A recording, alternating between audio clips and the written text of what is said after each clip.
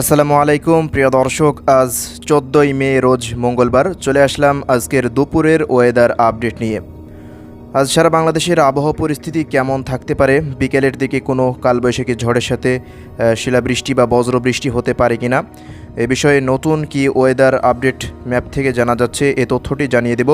সেই সাথে আপনাদের জানিয়ে দেব আজকে এই মুহূর্তে তাপমাত্রা কেমন রয়েছে এবং বঙ্গোপসাগরে একটি ঘূর্ণাবর্ত তৈরি হতে যাচ্ছে, যার জেরে পরবর্তী সময়ে বাংলাদেশের বিভিন্ন অঞ্চলে প্রচুর পরিমাণে বৃষ্টিপাত হতে পারে। সম্পূর্ণটাই জানিয়ে দেব, এজন্য অবশ্যই ভিডিওটি না টেনে একেবারে শেষ পর্যন্ত দেখতে থাকুন। আর আপনি দেশের কোন জেলা থেকে আমাদের এই ভিডিওটি দেখছেন অবশ্যই কমেন্ট বক্সে জানাতে ভুলবেন না।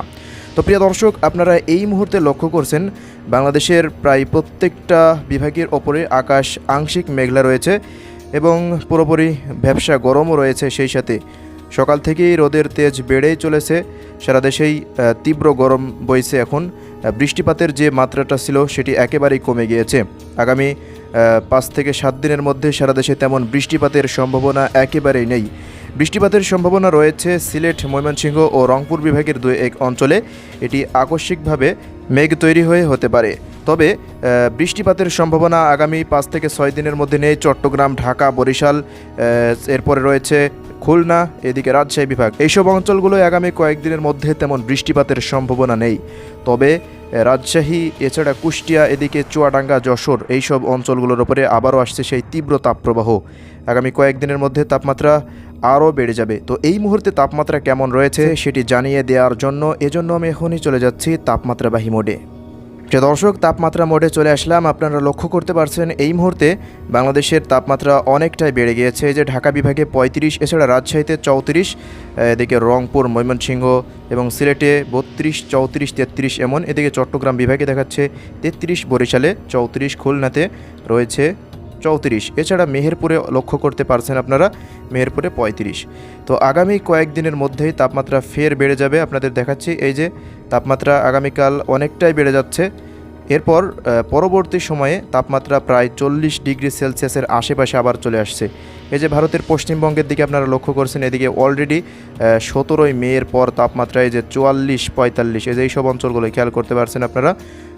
এই যে এলাহাবাদ, এরপরে এই পশ্চিমবঙ্গেও বিভিন্ন অঞ্চলে, যে এই অঞ্চলগুলোতে পূর্ণিয়া, এরপর এখানে রয়েছে হাওড়া, হুগলি, এই অঞ্চলগুলোতে তাপমাত্রা অনেকটাই বেড়ে যাচ্ছে 42-এর আশেপাশে। তো এই তাপমাত্রা পরবর্তী সময়ে আমাদের বাংলাদেশের ওপরেও ব্যাপকভাবে বিস্তার লাভ করতে পারে।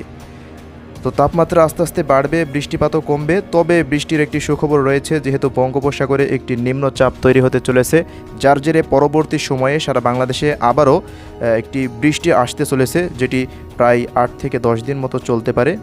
সম্ভবত 27শে মে থেকে প্রায় 8-9 দিন এই বৃষ্টিবাহী মেঘগুলো বাংলাদেশের ওপর অবস্থান করবে। উক্ত সময়ে আমরা রাজশাহী, এছাড়া সিলেট, ময়মনসিংহ বিভাগ এবং রংপুর বিভাগের মানুষও বৃষ্টিপাত পেতে পারি।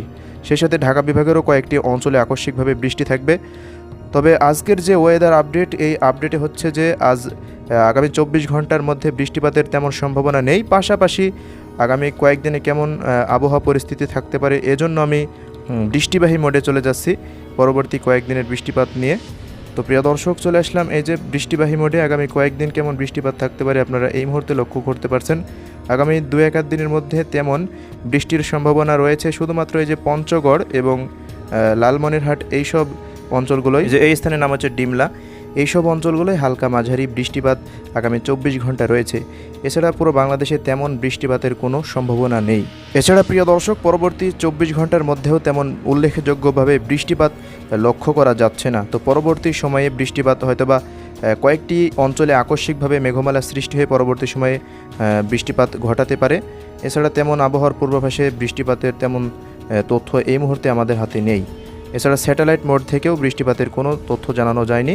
এবং বাংলাদেশের যে ওয়েদার আপডেট, বাংলাদেশ আবহাওয়া অধিদপ্তর থেকেও জানিয়েছে আগামী 24 ঘন্টার মধ্যে সারা বাংলাদেশে তেমন আবহাওয়ার পূর্বাভাসে বৃষ্টির সম্ভাবনা নেই।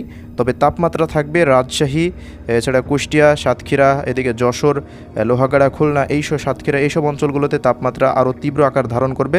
পাশাপাশি রংপুর বিভাগের বিভিন্ন অঞ্চলে তাপমাত্রা আরও তীব্র আকার ধারণ করতে চলেছে। তো দর্শক, এই ছিল টোটাল একটি আবহাওয়ার আপডেট। এবার আপনাদের জানিয়ে দেব বঙ্গোপসাগরের ঘূর্ণিঝড়ের আপডেট। এজন্য আমি চলে যাচ্ছি বায়ু ঝাপটা মোডে। তো আগামী কয়েকদিনের মধ্যেই সেই ঘূর্ণিঝড়টি তৈরি হতে চলেছে। তো প্রিয় দর্শক, আমি সরাসরি চলে যাচ্ছি এই মুহূর্তে 21শে মের পর দেখতে পাচ্ছেন বঙ্গোপসাগরে একটি ঘূর্ণাবর্ত তৈরি হতে শুরু করেছে। একটি ঘূর্ণাবর্ত বঙ্গোপসাগরে তৈরি হতে চলেছে। মুহূর্তে বাতাসের বেগ লক্ষ্য করতে পারছেন প্রায় 42 কিলোমিটারের আশেপাশে দেখাচ্ছে। তো ওই মুহূর্তে গাস্টিং থাকবে প্রায় 63-64 কিলোমিটারের আশেপাশে। তো ঘূর্ণিঝড়ের জন্য 63 কিলোমিটারের বাতাসের প্রয়োজন হয়, আমরা দেখতে পাচ্ছি প্রায় 64-র আশেপাশে রয়েছে। এর মানে অবশ্যই একটি ঘূর্ণিঝড় সামনে আসতে চলেছে, যেটির নাম দিয়েছে ওমান, নাম হচ্ছে রেমাল। ঘূর্ণিঝড়ের নাম হচ্ছে রেমাল। তো পরবর্তী সময়ে এই ঘূর্ণিঝড়টি আস্তে আস্তে বাঁক নিয়ে এই যে আমাদের এই মিয়ানমারের এখানে ঘূর্ণিঝড়টি একটি চোখ তৈরি হবে। এই জায়গায় ঘূর্ণিঝড়ের এখানে একটি চোখ তৈরি হবে। এরপর এটা আস্তে আস্তে বাঁক নিয়ে যে কোনো জায়গায় আঘাত হানতে পারে, কক্সবাজার কিংবা এই যে চট্টগ্রাম বিভাগের এই অঞ্চলে, বা কলকাতা বা খুলনা বিভাগের এইসব উপকূল অঞ্চলের যে কোনো স্থানে ঘূর্ণিঝড়টি আঘাত হানতে পারে। তো আমরা প্রতি মুহূর্তে আপডেট দিতেই থাকবো। এজন্য আমাদের চ্যানেলটিকে অবশ্যই সাবস্ক্রাইব করে রাখবেন এবং নিয়মিত আপডেটগুলো অবশ্যই দেখবেন। ভিডিওটি ভালো লেগে থাকলে লাইক করবেন। আজকের আপডেট এতটুকুই, পরবর্তী সময়ে আরও বিস্তারিতভাবে আপডেট জানানো হবে। সে পর্যন্ত সবাই ভালো থাকবেন। ধন্যবাদ সবাইকে। আসসালামু আলাইকুম।